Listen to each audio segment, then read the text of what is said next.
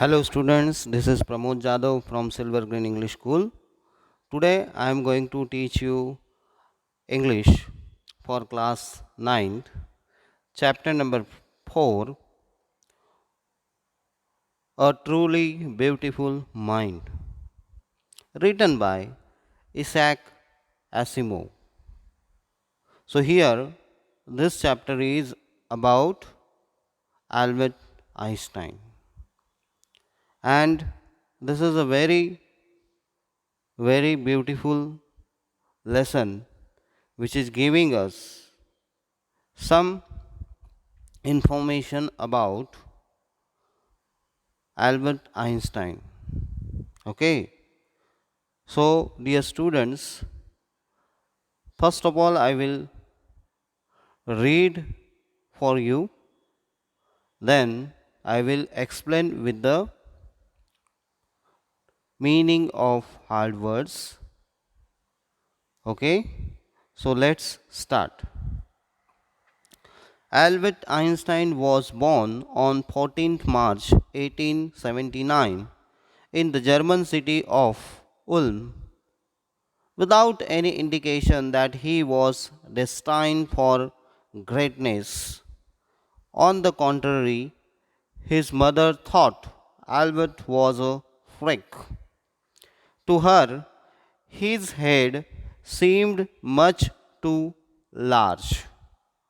Now see, यहाँ पर हम जिस व्यक्ति की बात कर रहे हैं, Albert Einstein, who is the very famous person, but as the intelligent and the famous and as the scientist, whatever his personality was flourished after childhood, that is different. लेकिन चाइल्डहुड में उनकी मदर की क्या स्थिति थी, वो कैसे थे, तो उनकी मदर उनके बारे में ये सोचती थी कि एल्बर्ट आइंस्टाइन जो है वो एक फ्रिक मतलब a word used disapprovingly to talk about a person who is unusual and doesn't behave, look or think like others. Means Albert Einstein was not a normal person, and he was a different and very difficult person. So उनकी mother उनके बारे में ऐसा सोचती थी कि उसका जो सर है वो बहुत बड़ा है, टू लार्ज. ओके, आगे देखते हैं. At the age of 2.5, Einstein still wasn't talking. When he finally did learn to speak, he uttered everything twice. Einstein did not know what to do with other children, and his playmates called him Brother Boring. So the youngsters played by himself much of the time. He especially loved mechanical toys. Looking at his newborn sister Maza, he is said to have said, "Fine, but where are her wheels?" Now see, जो Albert Einstein है, Einstein जो है Albert Einstein, वो 2.5 मतलब 2.5 साल के हो चुके थे, फिर भी वो बोलना नहीं सीखे थे. When his family did learn to speak, when he finally did learn to speak, मतलब जब वो बोलना सीखे, so he was uttering everything twice, मतलब हर चीज को 2 बार वो बोलते थे. फॉर एग्जाम्पल टेबल है तो table table. So Einstein did not know what to do with other children and his playmates मतलब उसके साथ में जो खेलने वाले उसके फ्रेंड्स थे, वो उसको किस नाम से बुलाते थे? Brother boring. So the youngster played by himself much of the time. He specially loved mechanical toys, और उनको किससे प्यार था? Mechanical toys. मैकेनिकल टॉयज से उनको बड़ा प्यार था, बड़ा लगाव था। Looking at his new born sister Maja, और जब उनकी न्यू बॉर्न सिस्टर हुई जिसका नाम माजा है, सो उन्होंने उसको देखकर ये कहा कि वेयर आर हर व्हील्स। इतने वो उसको टॉय समझते थे और उसके व्हील्स पूछ रहे थे, उसके व्हील्स ढूंढ रहे थे। So this is the story about the great great personality Einstein. Now what is the next? A headmaster once told his father that what Einstein chose as a profession wouldn't matter because he'll never make a success at anything. Einstein began learning to play the violin at the age of 6 because his mother wanted him to. He later became a gifted amateur violinist, maintaining this skill throughout his life. Okay, now यहाँ पर Einstein के जो headmaster थे जहाँ पे वो पढ़ते थे, उन्होंने उनके फादर को कहा कि what Einstein chose as a profession wouldn't matter because he will never make a success at anything. अगर कोई भी वो आइंस्टाइन कोई भी प्रोफेशन सिलेक्ट करते हैं अपने लाइफ में, it doesn't have any matter because कि वो कोई भी बिजनेस में या कोई भी प्रोफेशन में कभी सक्सेस नहीं होंगे, ऐसा उनकी हेडमास्टर का, उनके जो जिस स्कूल में वो पढ़ते थे उस हेडमास्टर का कहना था। And Einstein began learning to play the violin at the age of 6 because his mother wanted to him. He later became a gifted amateur violinist. Okay. Now, see, at the age of 6, he started learning violin. उनकी mother की इच्छा थी इसके लिए, और बाद में वो बहुत बड़े वायलिनिस्ट बने। ओके, एंड देखो बहुत ये जो अमेचर है, doing something for personal enjoyment rather than a profession. Amateur का मतलब क्या होता है? Doing something. Okay, the here is the gifted amateur is written, so doing something for personal enjoyment rather than a profession. शौक जिसको हम कहते हैं, ठीक है, तो उनका शौक था वो वायलिन बजाना। चलो आगे देखते हैं क्या होता है। But Albert Einstein was not a bad pupil. He went to high school in Munich where Einstein's family had moved when he was 15 months old and scored good marks in almost every subject. Einstein hated the school's regimentation and often clashed with his teachers. At the age of 15, Einstein felt so stifled there that he left the school for good. Now, see, Albert Einstein जो थे वो बहुत बुरे विद्यार्थी नहीं थे। जब वो स्कूल गए, उन्होंने अपना जो हाई स्कूल है वो म्यूनिच से कंप्लीट किया। सो वेयर जब उनकी फैमिली वहाँ पे शिफ्ट हुई तब वो केवल 15 मंथ के थे, एंड फिर भी उन्होंने अच्छा स्कोर करते थे वो हर सब्जेक्ट में। बट आइंस्टाइन जो है वो अपनी स्कूल से, अपनी स्कूल जो रेजिमेंट है, रेजिमेंट मतलब ऑर्डर और discipline taken to an extreme, जो उनकी स्कूल के जो डिसिप्लिन थे वो बहुत ही कड़क थे, और इसके वजह से उस चीज़ को वो हेट करते थे।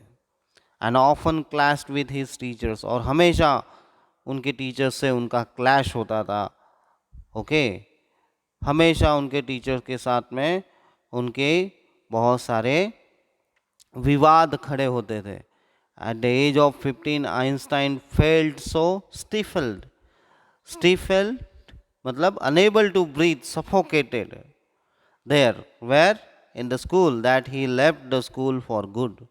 और स्कूल में उनको सफोकेशन लगता था, मतलब वो अपनी सांस नहीं ले पाते थे वो सिस्टम से और उस माहौल से अपने आप को बहुत ही अलग रखना चाहते थे।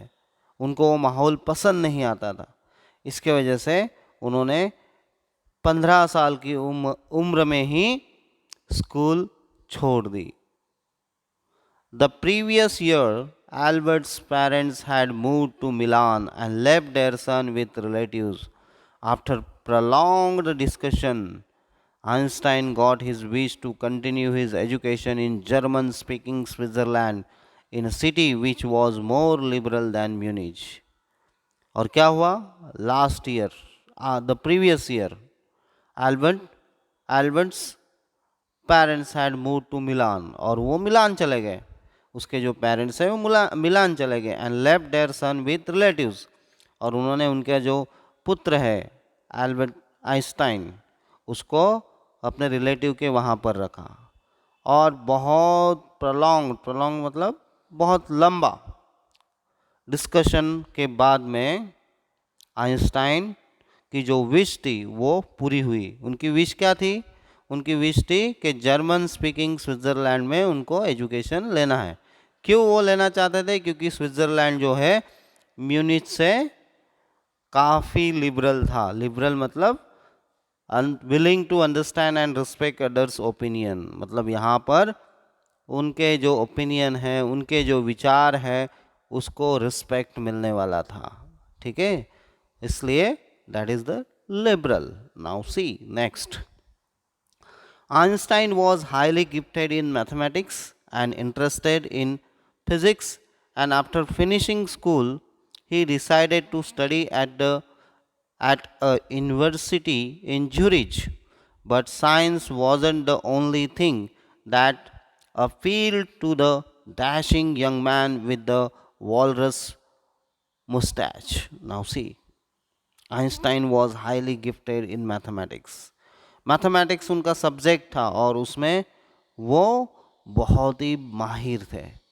उनको बहुत अच्छी तरह से मैथमेटिक्स आता था एंड उनका जो इंटरेस्ट था वो फिज़िक्स सब्जेक्ट में था। एंड जब उन्होंने अपनी पढ़ाई, हाई स्कूल की पढ़ाई ख़त्म कर दी, तब उन्होंने ये डिसाइड किया कि वो ज्यूरिच पढ़ने जाएंगे यूनिवर्सिटी में। But science wasn't the only thing that appealed to the dashing young man with the walrus mustache. Walrus a kind of mustache, एक प्रकार की मूछ।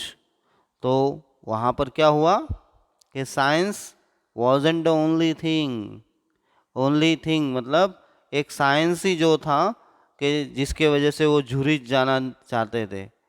ठीक है, ऐसा नहीं था, तो कुछ और ही था। अब देखिए आगे क्या होता।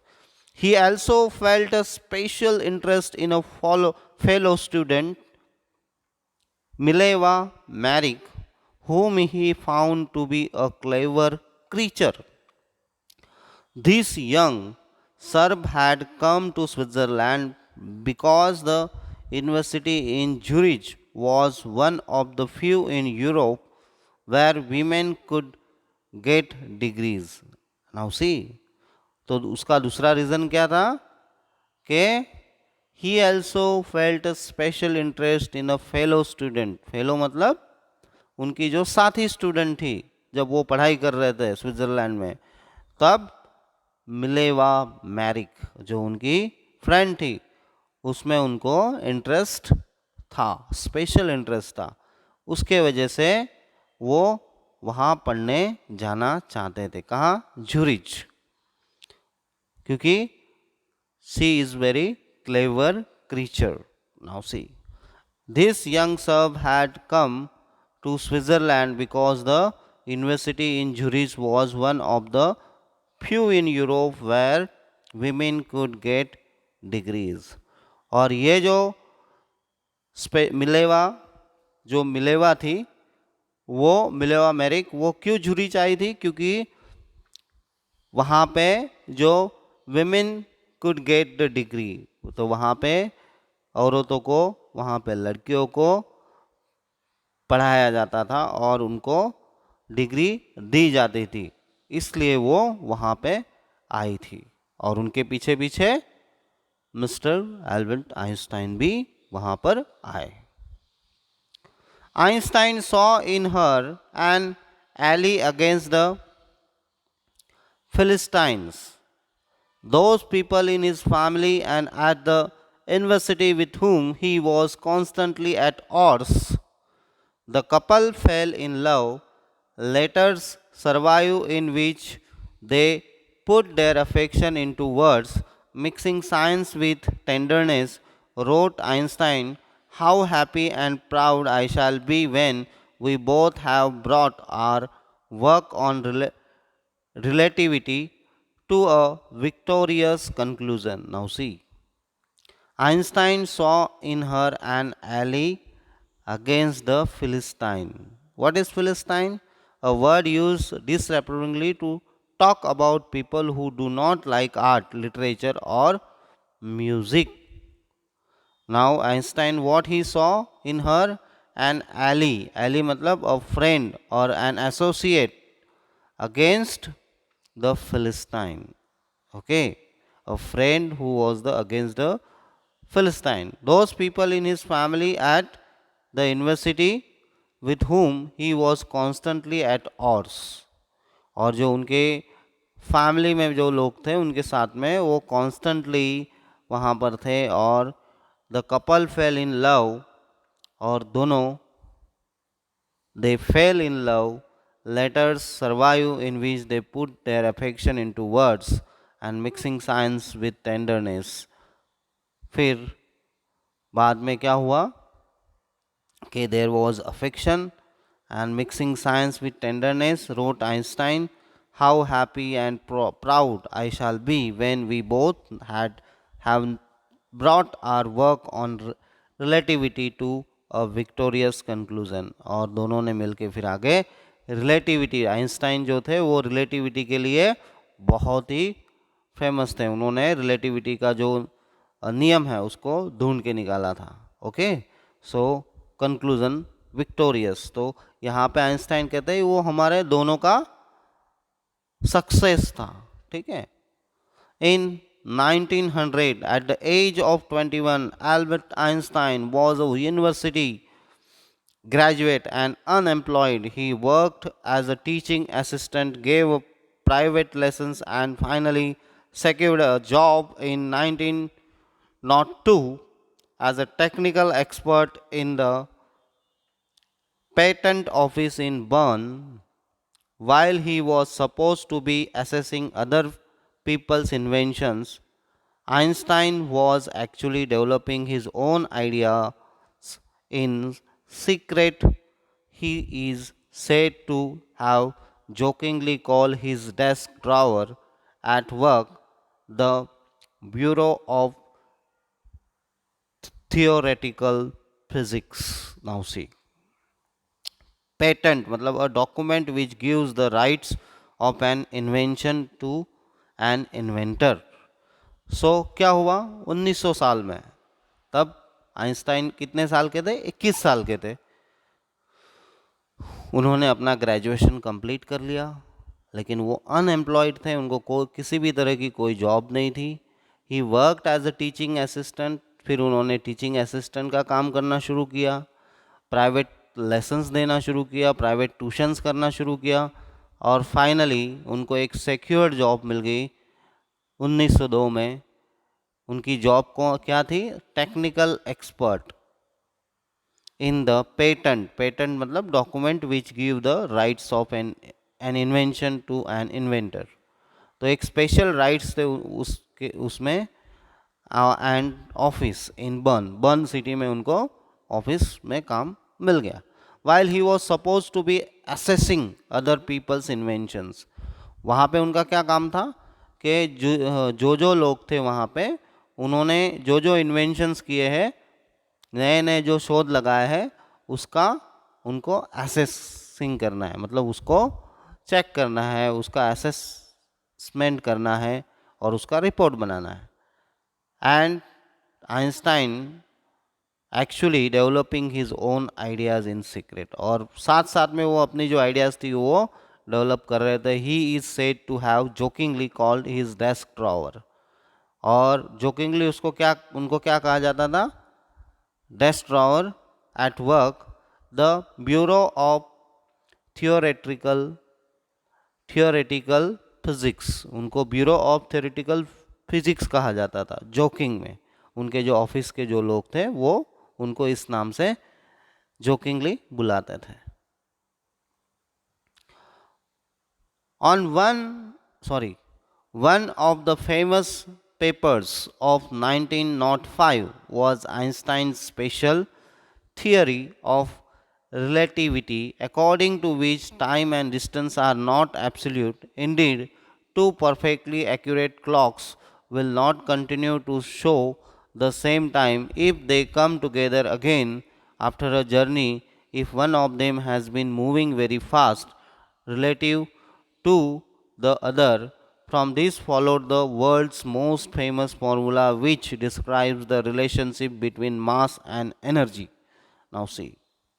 और 1905 में कुछ पेपर्स की वजह से वो फेमस हो गए। What was that papers? Special theory of relativity, जो उनका स्पेशल था, और उसके हिसाब से according to which time and distance are not absolute. Okay, so time और डिस्टेंस नॉट एब्सोल्यूट, ऐसा एक मतलब पेपर था। Indeed to perfectly accurate clocks, और सच में अगर दो परफेक्ट क्लॉक्स को साथ में कंटिन्यू किया जाए तो भी दोनों जो क्लॉक है वो सेम टाइम नहीं बताती है। Show the same time if they come together again. Okay, तो अगर दो घड़ी है तो दोनों जो क्लॉक है एक साथ में अगर चलती है और आफ्टर सम टाइम अगर वो साथ में आती है तो भी वो उनकी मतलब एक सेम टाइम नहीं हो सकता है। One of them has been moving very fast relative to the others, और उसमें से एक जो है वो थोड़ी फास्ट चलेगी। From this followed the world's most famous formula which describes the relationship between mass and energy। और उससे जो मास एंड एनर्जी का जो सबसे फेमस फॉर्मूला है वो क्रिएट हुआ, जो आइंस्टाइन के नाम पे बहुत ही फेमस है। What was that? E equal to mc2। Now what is absolute means measured in itself, not in relation to anything else. Now E equal to mc2 means in this mathematical equation E stands for energy, m for mass and c for the speed of light in a vacuum about 3 lakh kilometers. When you sit with a nice girl for 2 hours, it seems like 2 minutes. When you sit on a hot stove for 2 minutes, it seems like 2 hours. That's relativity, Albert Einstein. और वो कहते हैं कि यहाँ पर जो उन्होंने ढूंढा है जो फॉर्मूला, सो उस हिसाब से E इक्वल टू mc2, सो इस तरह से ये फॉर्मूला है। While Einstein was solving the most difficult problem in physics, his private life was unraveling. Unraveling means starting to fail। देखो, जब भी कोई इंसान अपना काम पे कंसंट्रेट करना चाहता है, काम पे कंसंट्रेट करता है, तो उसकी जो लाइफ है, उसकी जो प्राइवेट लाइफ है वो डिस्टर्ब हो जाती है। और सेम थिंग आइंस्टाइन के साथ में हुआ। जब उन्होंने अपना जो फिज़िक्स का जो काम करना शुरू किया, प्रॉब्लम्स इन फिज़िक्स, सो उन्होंने अपना जो काम शुरू किया, तब क्या हुआ, उनकी जो प्राइवेट लाइफ है वो it was unravelling means starting to fail. Albert has wanted to marry Mileva right after finishing his studies, but his mother was against it. She thought Mileva, who was 3 years older than her son, was too old for him. She was also bothered by Mileva's intelligence. She is a book like you, his mother said. Einstein put the wedding off.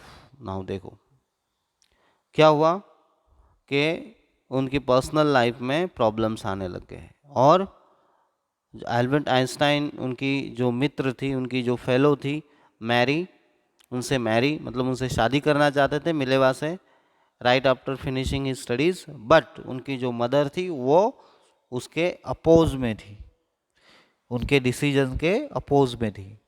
She thought, और उनका क्या सोचना था कि Mileva जो है बहुत ज़्यादा उम्र में है, एजेड है, और उनका जो मिलेवा का जो इंटेलिजेंस है उसके वजह से दोनों के लाइफ में प्रॉब्लम हो सकते हैं, इसलिए उन्होंने बिल्कुल मना किया और उसके वजह से Einstein put the wedding of, और उन्होंने उसके वजह से शादी को थोड़े दिनों के लिए ऑफ मतलब नहीं की। ठीक है। The pair finally married in January 1903 and had two sons, but a few years later the marriage faltered. Now देखो, और फाइनली दोनों ने 1903 मतलब 1903 में जनवरी में शादी कर ली और उनको दो बच्चे भी हुए, दो बेटे हुए, लेकिन कुछ सालों के बाद में उनका जो मैरिज है वो फाल्टर मीन्स बिकेम वीक मतलब कमज़ोर हुआ। Mileva meanwhile was losing her intellectual ambition and becoming an unhappy housewife. After years of constant fighting, the couple finally divorced in 1919.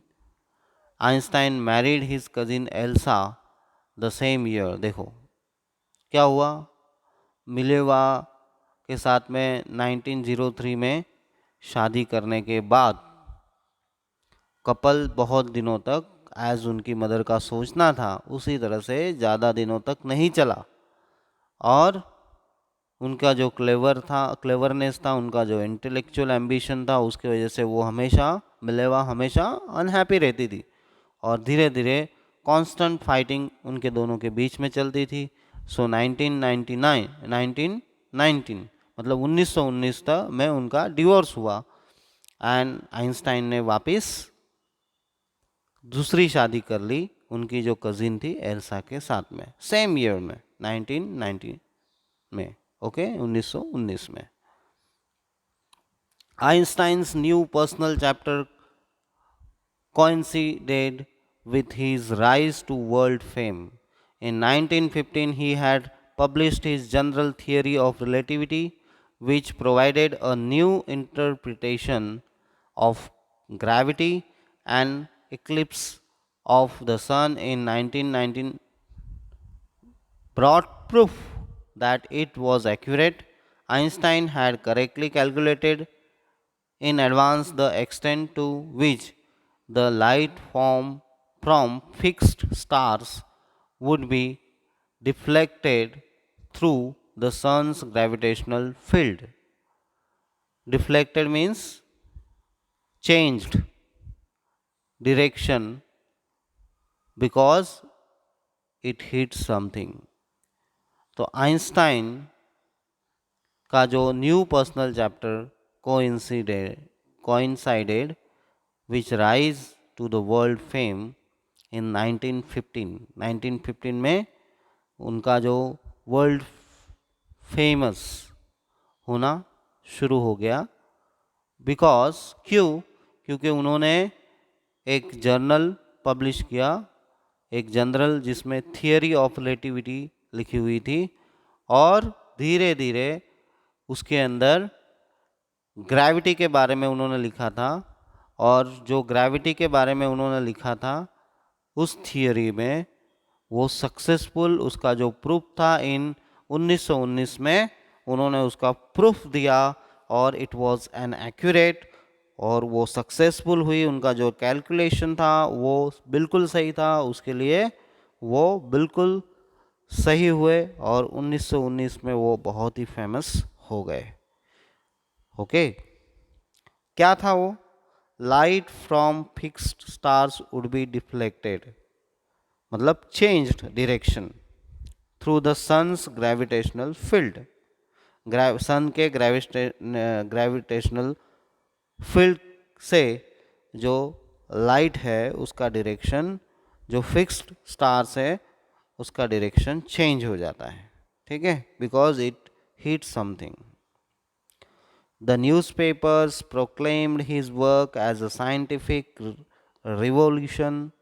Einstein received the Nobel Prize for Physics in 1921. He was showered with honors and invitations from all over the world and lauded by the press. At the urging of a colleague, Einstein wrote a letter to the American President Franklin D. Roosevelt on 2nd August 1939, in which he warned a single bomb of this type exploded in a port might very well destroy the whole port together with some of the surrounding territories. His words did not fail to have an effect. Now see. और Einstein बहुत ही famous हुए. Newspapers proclaimed his work.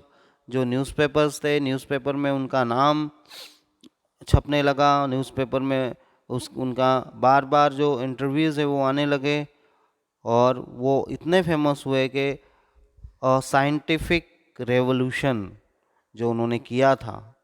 सो Einstein को 1921 में Nobel prize भी दिया गया and उनको बहुत सारे ऑनर्स दिए गए, बहुत सारे इनविटेशंस मिले एंड बहुत सारी लाउड एंड मीन्स प्रशंसा हुई उनकी.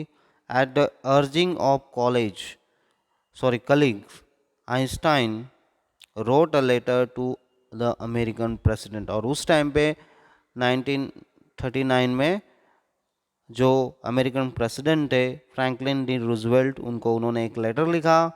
उसमें उन्होंने उनको वार्निंग दी थी कि उन्होंने ऐसा कहा था कि a single bomb of this type exploded in a port might very well destroy the whole port together with some other surrounding territory.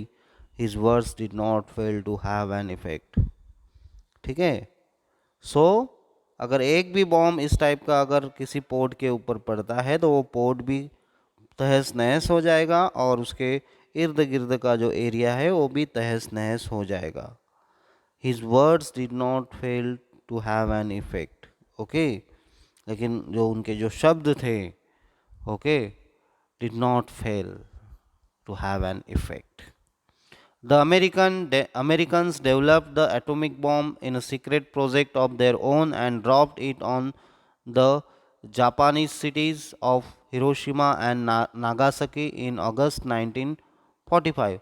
तो जो आइंस्टाइन को डर था, आइंस्टाइन के जो वर्ड थे उसका रूजवेल्ट के ऊपर कोई इफेक्ट नहीं हुआ और उसके बाद में अमेरिकन्स ने आइंस्टाइन से छुपकर उन्होंने अपना खुद के बॉम्ब्स बनाए और वो जो एटॉमिक बॉम्ब्स थे उनका प्रयोग उन्होंने जापान के जो दो फेमस सिटीज़ हैं हिरोशिमा एंड नागासाकी, अगस्त 1945 में वहाँ पे उन्होंने ड्रॉप किए और उसके वजह से काफ़ी नुकसान हुआ जापानीज़ का. Einstein was deeply shaken means बहुत ही उनको धक्का लगा. The extent of the destruction. क्यों? क्योंकि उसका जो जापान का जो डिस्ट्रक्शन था, इससे हमको क्या पता चलता है कि वो ह्यूमैनिस्टिक भी थे, मानवतावादी भी थे. This time he wrote a public missive मतलब letter, specially long and official, to the United Nations. In it, he proposed the formation of a world government. और उस लेटर में उन्होंने एक प्रपोज़ल रखा कि पूरी दुनिया का एक वर्ल्ड गवर्नमेंट रखा जाए जिसके अंदर जो भी डिसीजंस है वो लिए जाए ताकि किसी कंट्री को इस तरह के जो एटॉमिक बॉम्ब्स है उससे कोई नुकसान ना हो. Unlike the letter to Roosevelt, this one made no impact, but over the next decade, Einstein got ever more involved in politics, agitating for an end to the arms buildup and using his popularity to campaign for peace and democracy. When Einstein died in 1955 At the age of 76, he was celebrated as a visionary and world citizen as much as scientific genius. देखो, उनकी बातों का Roosevelt के ऊपर कोई फर्क नहीं पड़ा, उनका जो लेटर था, and there is no impact.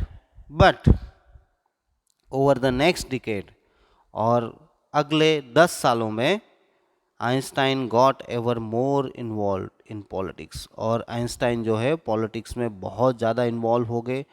एजिटिंग for an end to the arms buildup.